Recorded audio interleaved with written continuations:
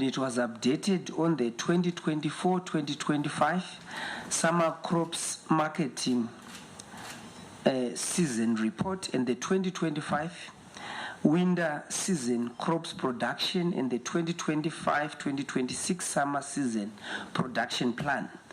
The second round of crop, livestock and fisheries assessment as at the 12th of April 2024 indicated that there was adequate grain at national level, and another second round of crop, livestock and fisheries assessment for the year 2025 indicated that the grain stock at the Grain Marketing Board as at the 17th of November 2025 stood at 178,000 metric tons, constituting less than 10% of national intake. The Agricultural and Rural Development Authority has contributed 91,000 metric tons in terms of grain stocks at the Grain Marketing Board. Regarding wheat production, a total of 640,000 metric tons has been harvested from 122,000 hectares at an average yield of 5.2 metric tons per hectare.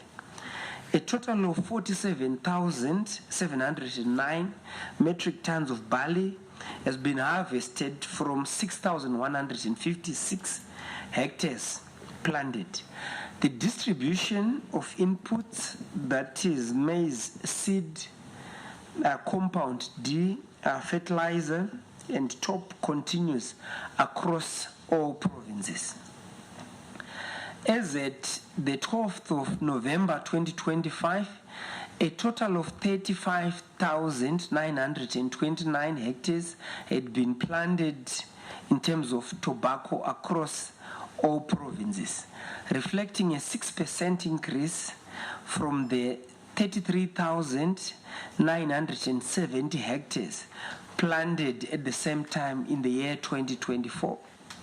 On a related note, 190 million kilograms of tobacco valued at United States dollars 1.06 billion had been exported as at the 13th of November 2025. Cabinet also received a report on Zimbabwe's agriculture, food systems and rural transformation strategy running from the year 2026 to the year 2030, which is Zimbabwe's new agriculture roadmap, building on the success of agriculture, food systems and rural transformation strategy. It is the sector implementation plan in terms of NDS2, intended to accelerate the attainment of Vision 2030. The agriculture, food systems and rural transformation strategy 2 has adopted a food systems approach, a value stream and value creation program emphasizing a holistic approach to development, utilizing food systems approach and value chain perspective. The Agriculture, Food Systems and Rural Transformation Strategy 2 is designed around 5 strategic impact areas in line with NDS 2. These are food security and food sovereignty, nutrition security, improved livelihoods, agriculture-based and led economic growth, and land and tenure security. To achieve the envisioned National Development Strategy 2 targets will ensure wider socio-economic impact.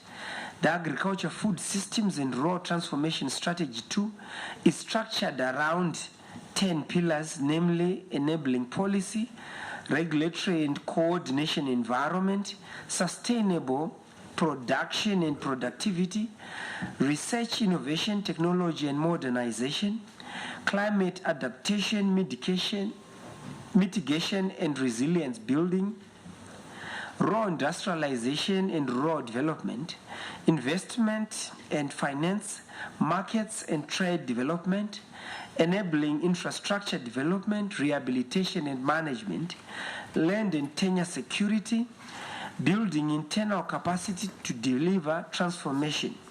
Each pillar comprises one anchor in terms of broad strategic objective and several specific objectives. Zimbabwe seeks to be food, feed, bio-oils and biofuels secure agro-industrial hub by 2030. Cabinet considered and approved the review of licenses, permits and levies and fees in the energy sector in line with the Cabinet decision, which approved the implementation of a raft of business reforms in 12 sectors of the economy. The review process is aimed at reducing the cost of doing business, increasing competitiveness, and enhancing the growth of the Zimbabwean economy. The review of licenses, permits, levies, and fees in the energy sector followed extensive all-of-government and societal approach. Consultations which were attended by ministries, departments, and agencies, and the energy sector players. The energy subsectors, licenses, permits, levies, and fees have been reviewed as follows: electricity generation, transmission, distribution, and secondary distribution in terms of the licensing framework, petroleum importation, wholesale and retail licensing framework, the liquefied petroleum gas importation, wholesale and retail licensing framework. Among the reviewed licenses, license fees and permits, ZERA license application fee has been reduced from United States dollars $2,500 to United States dollars $2,000, whilst the ZERA solar generation license of 2,875 United States dollars has been removed completely. The ZERA petroleum import license of United States dollars 30,000 has been reduced by 50%. The fuel retailing license in rural areas has been reduced from United States dollars 200 to United States dollars 150, whilst the LPG retail license will be reduced by 50% from the United States dollars $230. That is the current fee structure.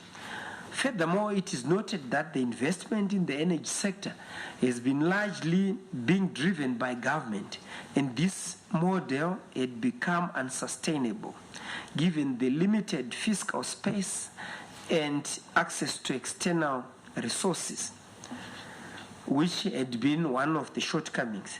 The reviewed licenses, permits, levies, and fees will be subjected to further refinements and appropriate schedule, which shall be duly gazetted after ministries have effected the necessary legislative and administrative changes. Cabinet approved the NDS tour, which will run from 2026 to 2030, which is intended to guide the national development trajectory for Zimbabwe towards the attainment of Vision 2030. Zimbabwe's second five-year development plan, which is the NDS2, 2026 to 2030, seeks to consolidate the achievements recorded under NDS1 and accelerate the transformational process in terms of attaining Vision 2030 in terms of a prosperous and empowered upper middle income society.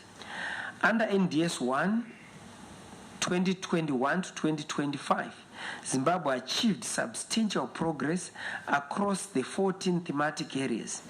A strong average real GDP growth, which was achieved from the commencement of NDS1, whilst annual inflation declined. The economy demonstrated remarkable resilience despite global shocks that included COVID-19 pandemic, the tightening of international financial conditions, geopolitical tensions, and climate-related shocks. The economy is projected to grow by 6.6% in 2025. This growth is anchored on the recovery in agriculture, strong mining output, and renewed investment in the manufacturing sector. The introduction of the local ZiG currency operating alongside other multi-currencies stabilized the exchange rate and restored confidence in the local currency. Foreign reserves rose from about United States dollars 276 million in April 2024 to over United States dollars 900 million by October 2025, prompting the World Bank to rank Zimbabwe first among the top 10 countries in the world that have made significant progress in foreign currency reserves accumulation. The country registered significant successes on most projects during NDS-1, leveraging on domestic resources. Notable infrastructure projects completed under NDS-1 include the Trabablas Interchange, the Robert Gabriel Mugabe International Airport expansion, Wange Units 7 and 8, which added 700 megawatts to the national grid, as well as extensive road rehabilitation under Emergency Road Rehabilitation Program 1 and 2, covering both rural and urban areas. Capacity utilization in the manufacturing sector increased, and agriculture productivity recorded phenomenal increase over the period. Maize output and wheat production reached national self-sufficiency of 375,000 metric tons in 2022 and exceeded 600,000 metric tons in terms of wheat production, whilst tobacco output rose to a record 355 million kilograms. The objectives of NDS-2 will be realized through 10 identified national priority areas across all sectors of the economy, namely macroeconomic stability and financial sector deepening, inclusive economic growth and structural transformation, infrastructural development and housing, food security, climate and environment, science, technology, innovation, digital and human capital development, job creation, youth development, sport, creative industry and culture, regional development and industry through devolution and decentralization, social development, gender and social protection, image building, international relations and trade, and governance, institution building, peace and security. The priority areas are premised on a whole of government and society approach and coordinated through thematic working groups encompassing ministries, departments, agencies, local authorities, and the private sector.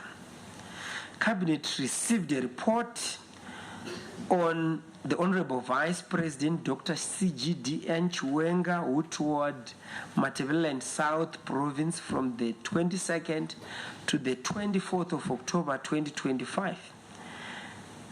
He toured 8 major projects across agriculture, mining, agro-processing, and energy sectors as follows: the Makorokoro Village Business Units in Mangwe District, the Antelope Ada Mapisa Irrigation Scheme in Matobo District, the Orange Juicing Plant in Nottingham Estates, and the Palm River Special Economic Zone in Beitbridge District, and the Gwanda Lithium Mine, the Tuli Manyange Dam, and the Galanyemba Drought Mitigation Center in Gwanda District. The projects collectively signify the emergence of a strong raw industrialization ecosystem.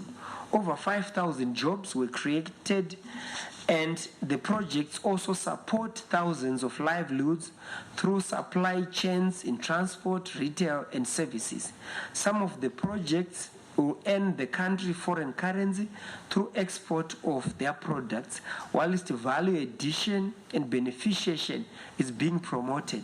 The Honorable Vice President also officiated at the 75th anniversary of St. Luke's Mission Hospital in Lupane in Matabeleland, North Province. Cabinet received an update on the Youth Service in Zimbabwe training program. The Youth Service in Zimbabwe training program aims at developing patriotic, disciplined, responsible, and resilient youths equipped with skills, values, and attributes that enable them to meaningfully participate in nation building. A total of 2,184 youths have so far been trained at various centers in the country. The training was conducted in partnership with security services, including the Zimbabwe National Army, the Air Force of Zimbabwe, the Zimbabwe Republic Police, and the Zimbabwe Prisons and Correctional Services, and other security departments.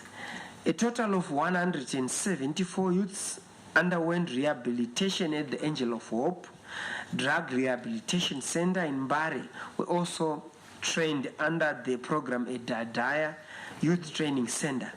Plans are in place to register a security company and operationalize it in January 2026 to provide employment to some of the graduates of the program, and the Empowerment Bank will also absorb some of the youth at various construction projects. 2 vocational training centers, namely the E.D. Mnangagwa Center and the Joshua Ngomo Center, will be constructed and commissioned in 2025. A record 10,000 in terms of number of new recruits for the year 2026 is underway. Cabinet considered and approved the principles of the Foreign Affairs and International Trade Bill for the year 2025. The principles seek to codify foreign procedures and processes. Cabinet also received a report from the Ministry of Foreign Affairs and International Trade regarding His Excellency the President Dr. E.D. Mnangagwa, who attended the second United Nations World Summit on Social Development from the 4th to the 6th of November 2025 in Qatar. The summit was attended by 164 member states, with 29 represented at heads of state and government level. His Excellency the President Dr. E.D. Mnangagwa delivered Zimbabwe's national statement, in which he highlighted Zimbabwe's achievements on advancing social development.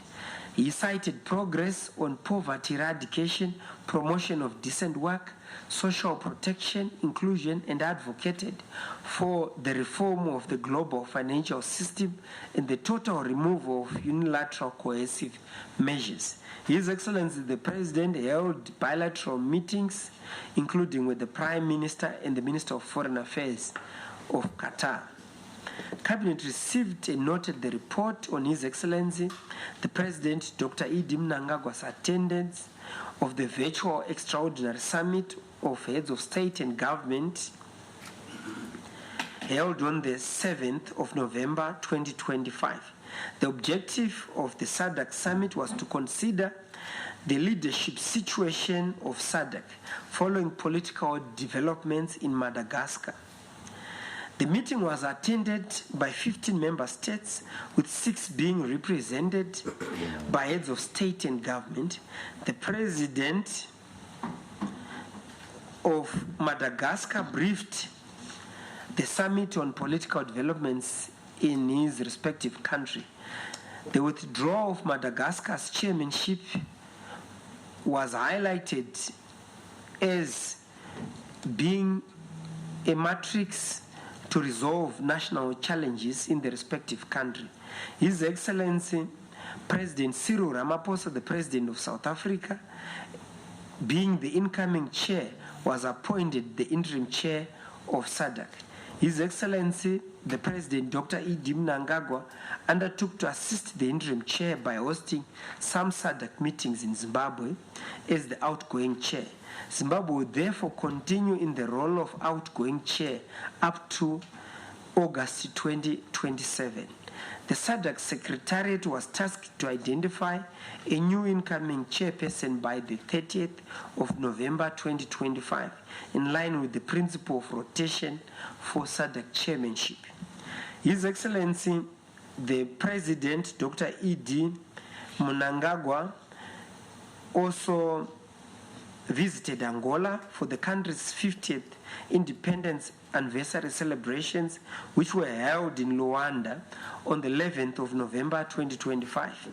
In his keynote address, His Excellency, the President of the Republic of Angola, emphasized Angola's journey from colonial subjugation to sovereignty, highlighting the sacrifices made during the liberation struggle and the country's commitment to peace, unity, and sustainable development.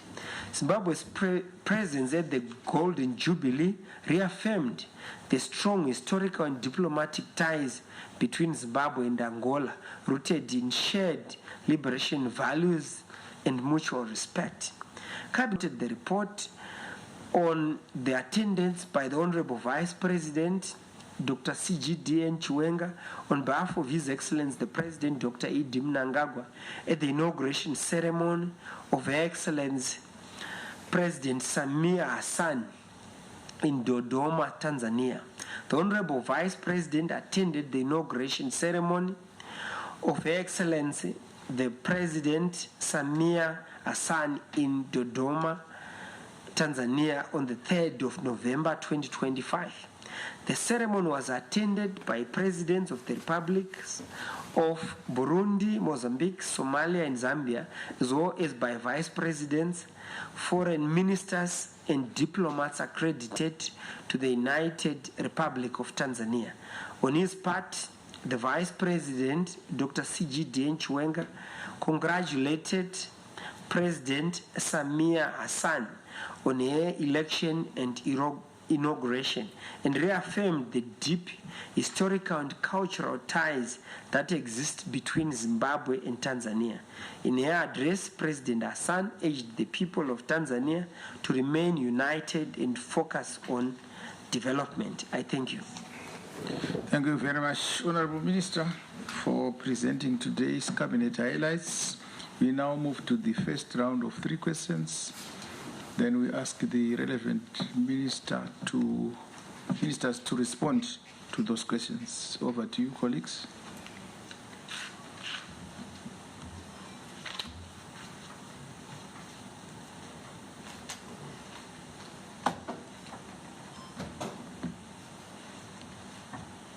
Yes.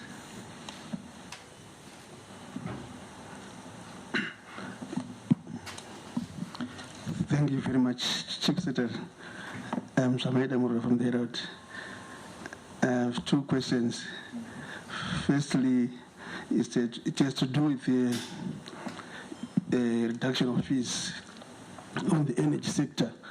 My question is, will that lead to reduction of price of fuel and energy-related products, given that one of the costs built up was the issue of these fees, which would then influence the cost of or the price of final products? That's my first question. If your indulgence, if I can proceed to the next question, directed to the Minister of Foreign Affairs. 2 questions arise from the ministry. Basically, the first one is Foreign Affairs and International Amendment Bill, or bill.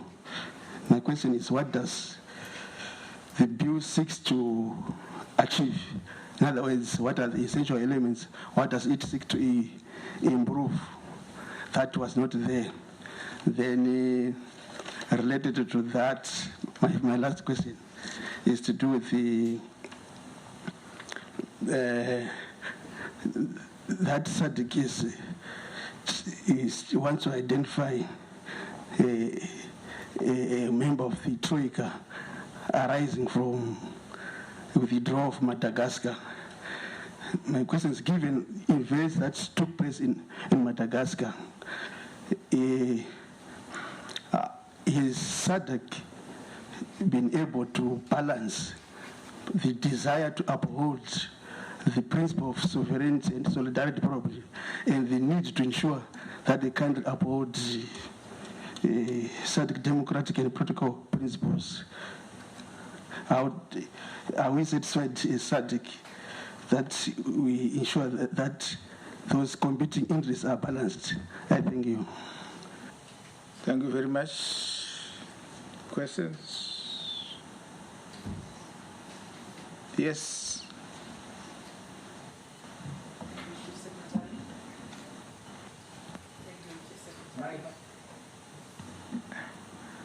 Thank you, Chief Secretary. My name is Gretina Machingora from Shinwa News Agency. I would like to know when is the NDS2 going to be announced, and what challenges did the Zimbabwean government face during implementation of NDS1? Thank you. Minister. Thank you, Chief Secretary. The first question is to the Minister of Finance and Economic Development in terms of the review of license fees, permits, in terms of the cost of energy. And the fourth question in terms of what were the challenges in terms of NDS 1. Thank you. Over to you, Prof. Ngube. Thank you very much, Chair of the session. Let me first of all thank Zomaita from the Herald for the question regarding the impact of the reduction of fees in the energy sector. Of course, here we're looking at the three key areas, which is electricity, the fuel sector, liquid fuel sector, and then gas sector. The kind of fees that we're talking about, for example, we're seeing a reduction in the fuel retail licensing fee in the urban areas from $500 to $400, for example, and then from the retail license in the rural areas from $200 to $50. And then we've also reduced the ethanol production licenses, the blending licenses by 50%, and we've removed, for example, the LPG license requirement, which currently was $200. It is now removed because we expect this to impact the youth and female entrepreneurs positively, because they participate in this sector quite a bit. So these are just examples of the reductions that have taken place. Surely we expect this to have an impact on the final prices. Those we don't want to dictate, but really we are right that the cost build up for the cost of these energy sources has to do partly with these regulatory fees. And if these are being reduced, the expectation is that then the final prices for consumers would also come down. But we'll watch this space, and if we need to do more to trigger further decreases in the fuel sector in terms of pricing, we'll be able to try to impact that in that way. Coming to the NDS2, I couldn't tell who asked this question. When is it going to be announced? It was approved by Cabinet today, so it is announced. It is duly announced. But there will be a ceremony next week to officially launch it by His Excellency the President and to disseminate it. But really, it is as good as being here. From what has been announced, the NDS2 rests on 10 pillars. NDS1 had 14 pillars.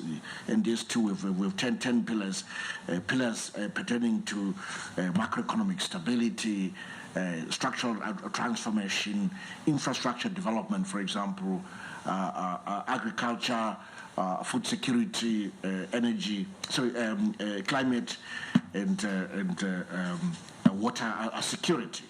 We're also promoting devolution as an agenda, just like in NDS 1.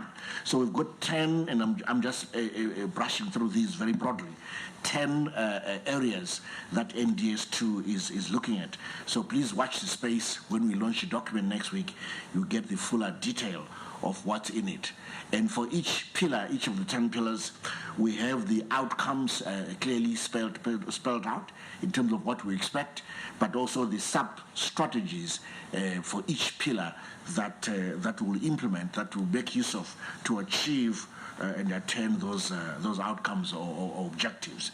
We have a very robust results measurement framework, just like in NDS 1, which we'll follow quite religiously and work with ZIMSTAT to develop the database. We're able to track these various pillars and progress on them quite on a quarterly basis, half-yearly basis, and yearly basis, and give reports. So there's a strong monitoring and evaluation streak in the NDS 2. And we are going to employ a whole-of-government approach because we recognize that the ministries intersect in different ways. For instance, the Minister of Information intersects with the Minister of ICT in the use of the infrastructure platforms. Also, the Minister of Tourism in terms of branding. It intersects also with the Ministry of Foreign Affairs in terms of external branding of the country. So we're quite aware of that. Therefore, a whole-of-government approach is being taken as a working modality in implementing this NDS 2. You asked about what has happened to NDS 1 so far, what have been the challenges and so forth. Well, you recall the challenge we went through in NDS 1.1, it was macroeconomic instability or currency instability, and that we've overcome after the transition from the Zimbabwe dollar to the ZiG in April last year. We've been able to achieve stability quite fast. Number two is the sharp drop in inflation from basically 3-digit down to down-digit, and we even expect single-digit year-on-year in domestic currency in the first quarter of the next year. So inflation is those vagaries I think of the past. We also had a shock from Cyclone Idai, if you recall. Most people forget that even at the beginning of the precursor to NDS 1, which was the TSP, Transitional Stabilization Program, we had cholera. That's how we started, and we were able to overcome that. We also had the COVID shock as well in 2019 and 2020 while we were preparing for the NDS 2, and we've overcome that. And last year we had the drought. We saw a drop in our GDP growth, but again we've recovered from that. So we've overcome a lot for us to have achieved a growth rate of 5.6% on average of GDP since 2021 for the NDS 1 period. It's quite a remarkable achievement. The other constraint obviously that we've faced is that of resources. We've not been able to access resources easily because of our situation, areas clearance issues in terms of external debt. Those still linger, and it's an albatross around our neck. We cannot access concessional funding easily. Most of the infrastructure that you see, what we've funded, has been through domestic resources, but also because of the macroeconomic turbulence during this time, at least in the first half of this period, we're not able to raise as much private sector funding to support our public-private partnerships. But all this will change going forward because of the stability of the domestic currency. So we've overcome all of this: the climate shocks, the pandemics, disease shocks, instability, and we still came through strong and achieved quite a lot in all categories, really, literally across the 14 areas of focus under NDS 1. Thank you. Thank you, Honorable Ngube. The second and third question, in terms of the principles that were approved and the competing interests within the SADC framework. Over to you, Honorable Murwira. Thank you, Chairperson. Thank you very much. Zamaida, you asked on the Foreign Affairs and International Trade Bill, and you said, what does it improve? That's very important. One, Zimbabwe, through His Excellency the President's State of the Nation address in his legislative agenda, stated that during this time, the Foreign Affairs and International Trade Bill shall be considered. And we have quickly responded by drafting the principles of that bill. What is the purpose of that bill? That bill is basically meant to codify the foreign policy processes and procedures of Zimbabwe. And the purpose of Zimbabwe's foreign policy is very well codified within the Constitution, Section 12, subsection 1, Section 12, subsection 2 of the Constitution.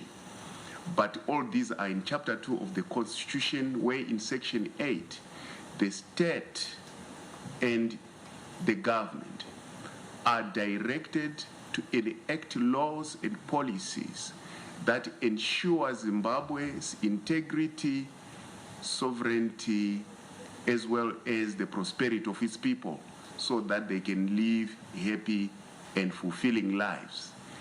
Under that chapter, it then goes on to Section 12, where it says, what is Zimbabwe's foreign policy about? Zimbabwe's foreign policy is about protecting Zimbabwe's national interests. And they are best done in a when we have codified our laws so that we reduce confusion. And the main purpose basically is to protect Zimbabwe's national interests. What are Zimbabwe's national interests? Zimbabwe exists in a landscape of many other nations. Therefore, it has to govern its relations so that it lives in peace and tranquility with its neighbors near and far. At the same time, Zimbabwe is then asked to solve international disputes by peaceful means and respond and obey international law. All these things are principles that are outlined in the Constitution, but the Constitution, the same Constitution, asks us to enact laws and policies to effect this. And this is exactly what we are doing. We are responding to a constitutional imperative. And Section 12, subsection 2 of the same Constitution asks Zimbabwe to belong to organizations, first of all, to be Pan-African. Next, to belong to organizations that promote peace and security and that promote good life for everyone in the world.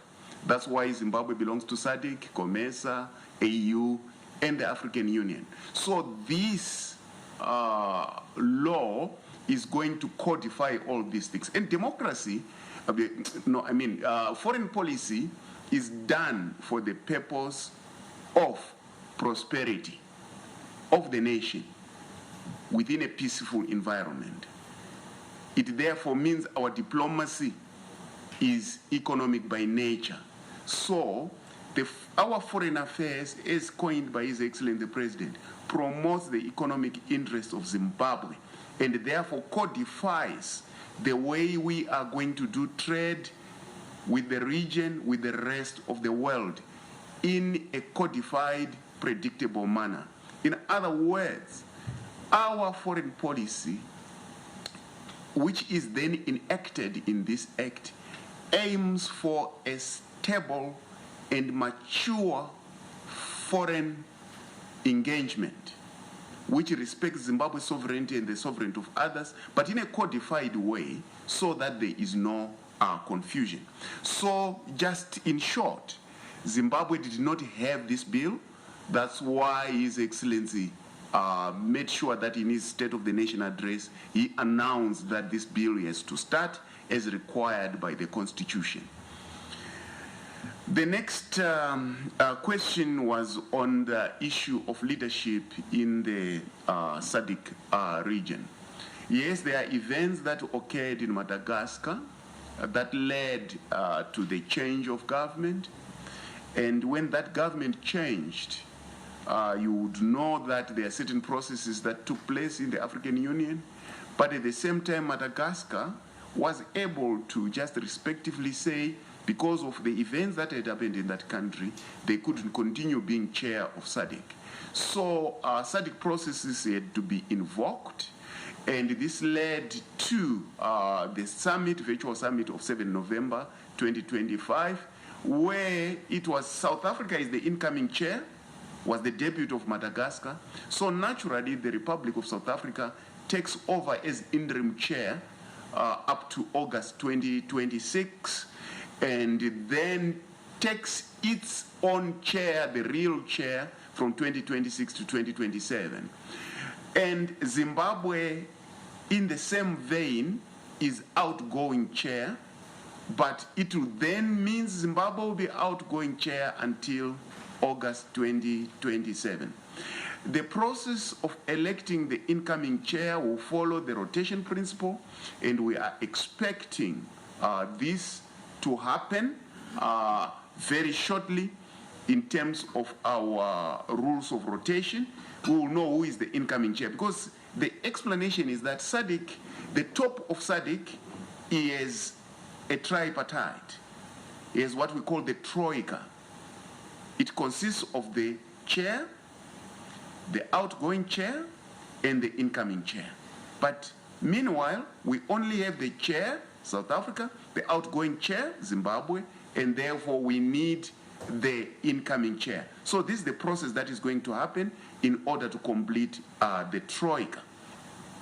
Now, as to what is happening in Madagascar, what is happening in Madagascar, we will receive all formal reports and we will report within the context of SADC. I think this is how far I can go. I thank you. Thank you, Honorable Minister. Over to you, Chief Secretary. Colleagues, let's move to the last round of 3 questions. Last round, if there are any. Yes?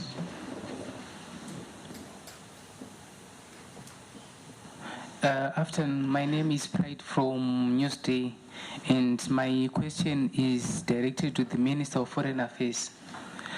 Has the government received any reports of the Zimbabwean citizens and its position regarding the exploitation of young African women and teenagers, including those from Zimbabwe who are allegedly recruited to Russia's Alabuja Special Economic Zone, a high security industrial hub linked to Moscow's drone production and military logistics?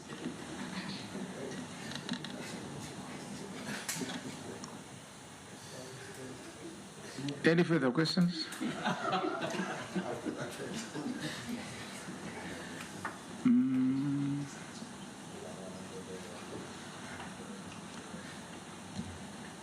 No questions, Honorable Minister.